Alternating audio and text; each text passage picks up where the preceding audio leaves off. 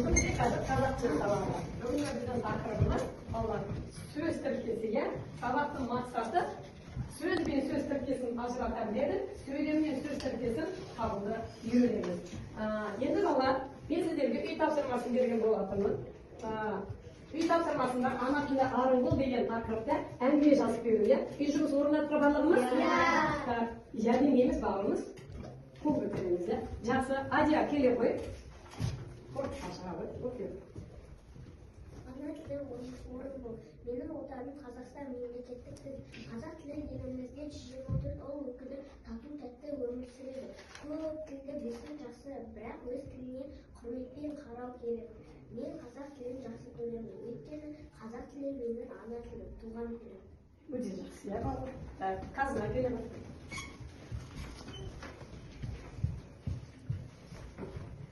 Ана тілі болған бұл. Менің отаным Қазақстанымызда түрлі ұлт өкілдер тұрады. Қазақ тілі біздің мемлекет тіліміз. Біз көп тіл білуіміз керек.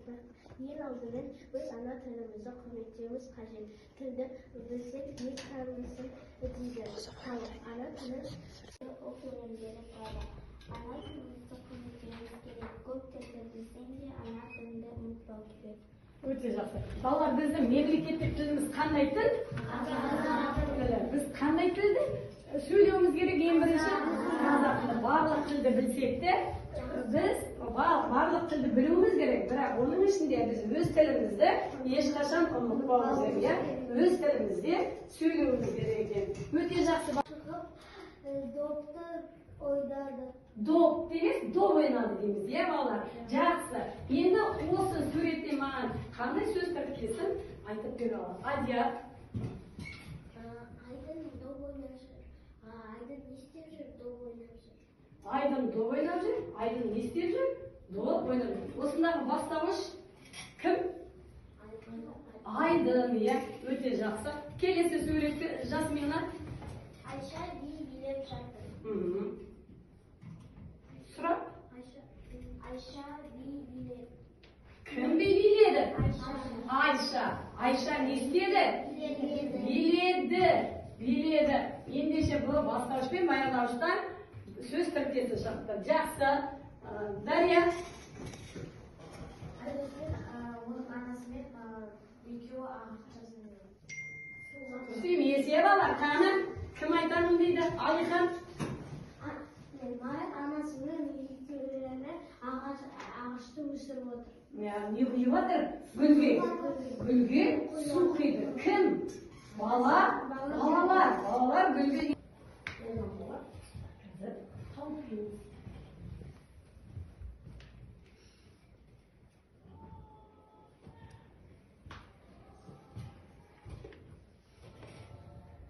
Ананы білдіреді, ал сөз тіркесі екі сөзден құралып, өзара мағыналық байланысқа түседі. Біз тек жеке сөзді алатын болсақ, ол байланысқа түспейді.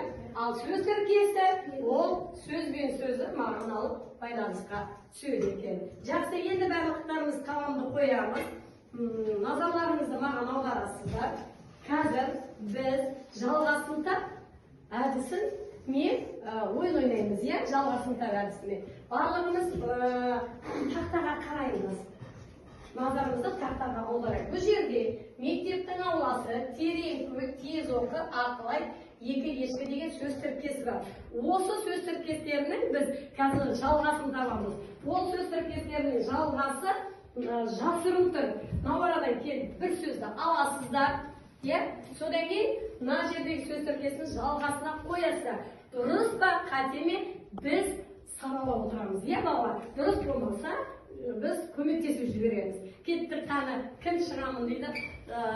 Келе қой, Жібек. Сіздер тыңдап отырасыздар. Дұрыс болса, дұрыс деп айтамыз. Терең су.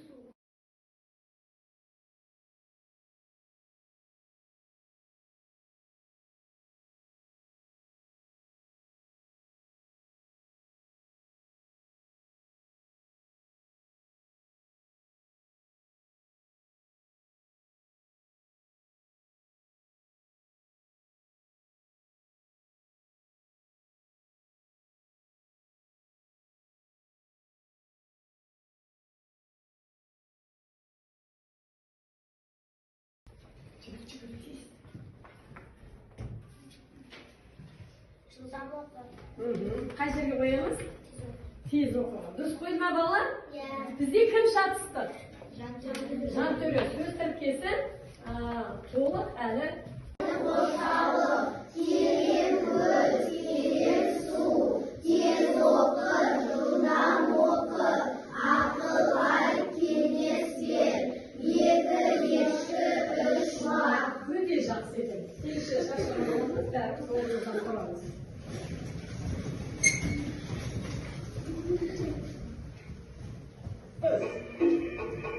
Şaş, bulma, havuz, anladık vallahi. Bir de,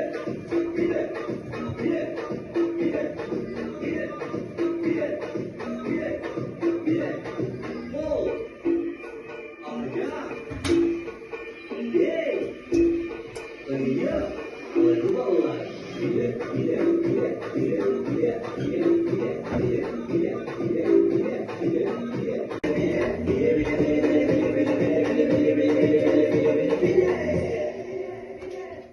Домашний интернет отдельно. Жанға сатпайды, балалар рухы сынады деп, шаңырақты отқа жақпайды. Есімен ұрады деп, Так, жақсы балалар, бәріміз бірге оқиық. 1, 2, 3. бесігі жатқа сатпайды, балалар рухы сынады деп, шаңырақты отқа жақпайды. Есімен ұрады деп. Енді жаза қойды. Бесікті жатқа сатпайды. Бесікті не істемейді? Сатпайды. Бесікті сатпайды. Адия, сөз үйрендік әдісімен сабағымызды қорытамыз, иә? Біз не үйрендік?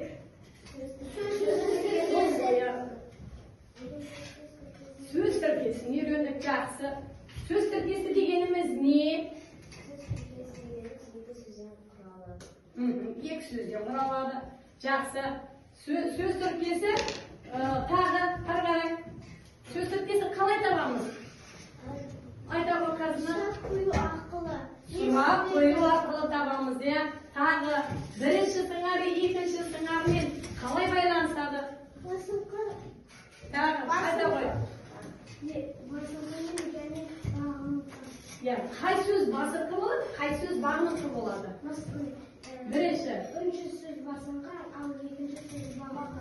Бағыңқы. Өте жақсы. Бала, кез келген мәтіннің ішінен, кез келген әңгіменің ішінен біз сөз тіркесін таба аламыз, иә? Ендеше үйге бала кішкентай шақалақ баланы бесікке жатқызады, иә?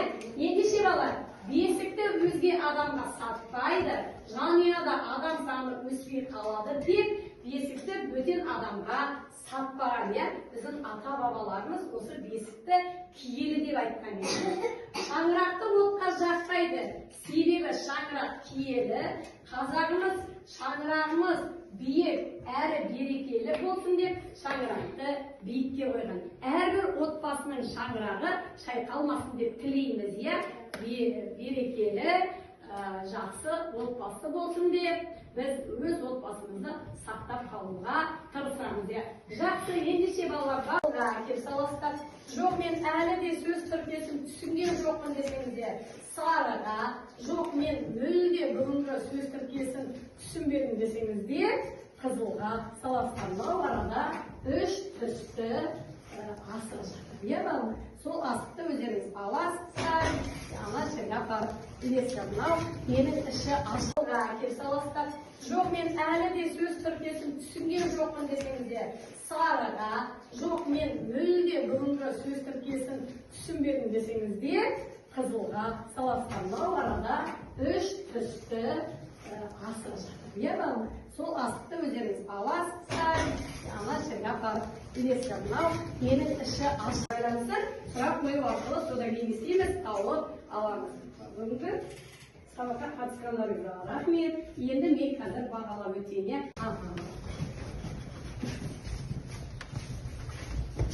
Жоқ, ар жағына салмайсыздар, сізге бер жағына салмайсыздар. Бер жағына. Ана жерге салмайсыз.